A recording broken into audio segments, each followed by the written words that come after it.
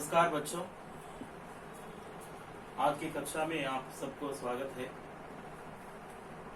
कल हमने बरसते बादल पहले दो कविताओं के बारे में और इसके भावार्थ के बारे में हम जान ली है और इसी तरह बचे हुए दो कविताओं के बारे में आज हम उसका अर्थ ग्रहण करके और उसके संबंधित शब्दार्थ और सारांश के बारे में पढ़ेंगे। बच्चों ध्यान से सुने। कल मैं जिस तरह पहले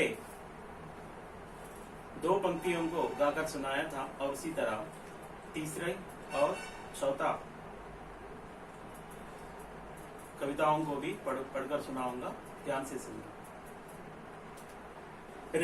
रिमझिम क्या कुछ कहते बूंदों के स्वर, रोम सिहर उठते छूते वे भीतर अंतर। रिमझिम क्या कुछ कहते बूंदों के स्वर, रोम सिहर उठते छूते वे भीतर अंतर। धाराओं पर धाराएं झरती धरती पर, रज के कन कन में तृण तृण को पुलकावली तर। रज के कन कन में तृण तृण को पुलकावली तर।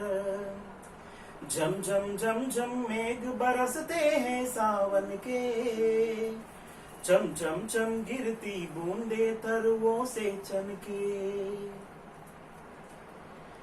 पकड़वारी की धार झूलता है मेरा मन, आओ रे सब मुझे घेर कर गाओ सावन। पकड़वार की धार झूलता है मेरा मन, आओ रे सब मुझे घेर कर गाओ सावन। इंद्रधनुष के झूले में झूले मिल सब जन, फिर आए जीवन में सावन मन भावन। फिर आए जीवन में सावन मन भावन।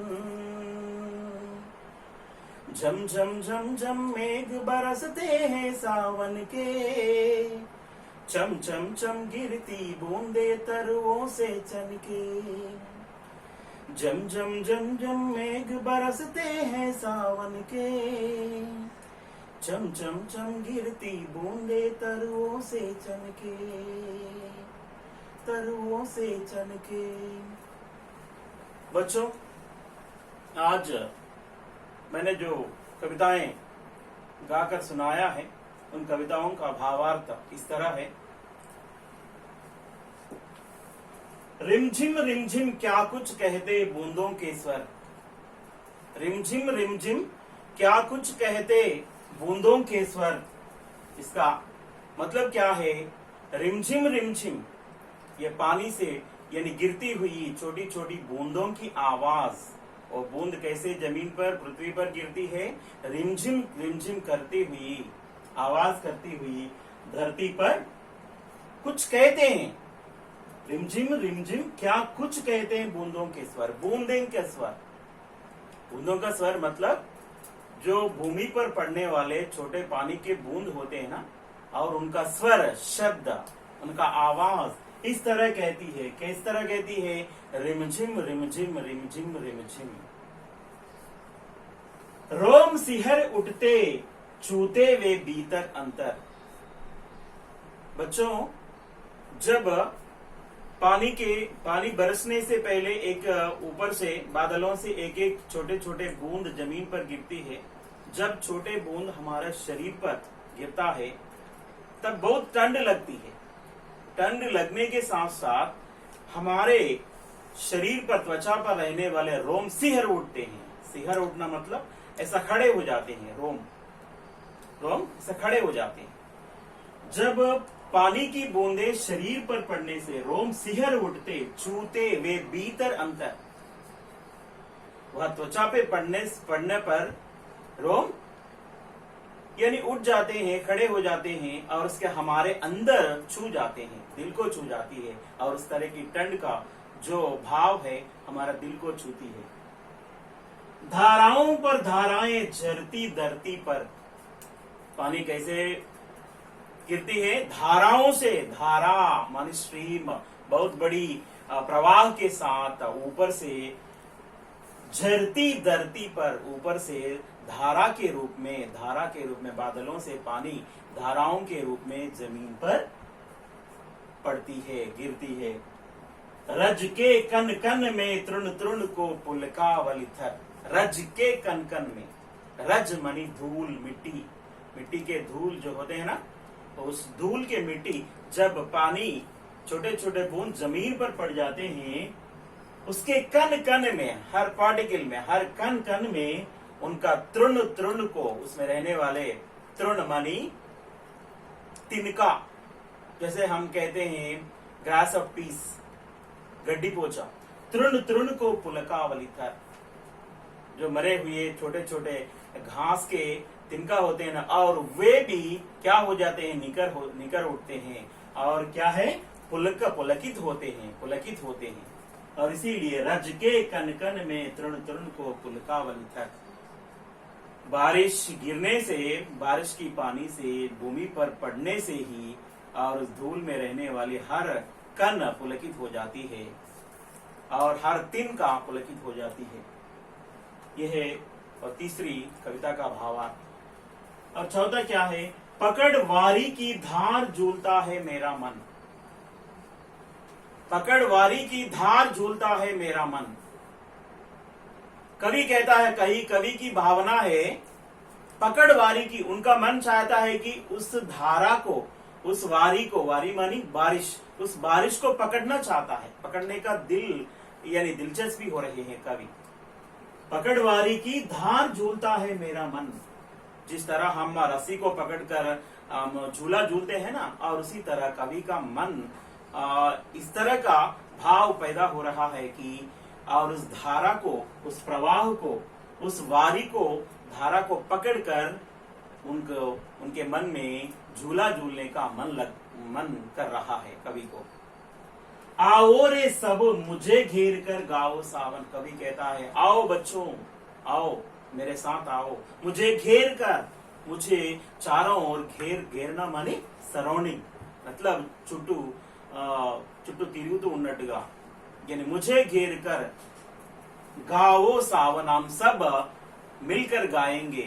किसके बारे में, सावन मास की विशिष्टता के बारे में हम सब मिलकर गाना गाएंगे। इंद्रधनुष के झूले में झूले मिल सब जन, हम सब मिलकर इंद्रधनुष को कवि इस तरह कहता है कि झूला समझ रहा है। इंद्रधनुष जब बारिश खत्म होने के बाद आकाश में इंद्रधनुष दिखता है ना, और उस इंद्रधनुष को झूला समझकर हम सब उस झूले में झूलेंगे। आओ सब लोग, फिर आए जीवन में सावन मन भावन।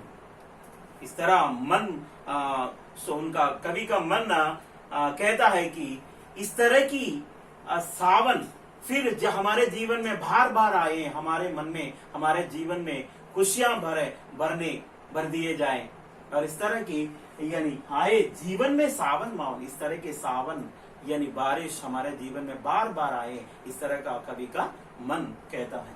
और इससे संबंधित शब्दार्थ है तृण तिनका, गड्डी पोछा, रजकन धूल दुमो, मन भावन मन को लुभाने वाला, మనస్సుకు నచ్చినటువంటి, మనస్సుకు ఇష్టమైనటువంటి, घुमड़कर घिरकर तिरुगुतु, पुलकावली रोमांच होना, मतलब पुलकरिंता, इंद्रधनुष इंद्रचाप, जैसे आकाश में हमें आप देखते हैं बच्चे बहुत खुशी होते हैं जब इंद्रधनुष को देखने के बाद आपको, मोर मयूर नेमली, और इस तरह के भावार्थ हैं छात्रों।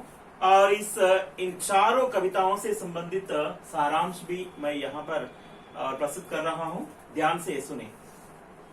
और इसमें ये इस तरह अभी लिख सकते हैं हम सारांश, सिर्फ एक अनुच्छेद के रूप में ही नहीं, इस तरह भी पॉइंट्स के रूप में भी हम लिख सकते हैं।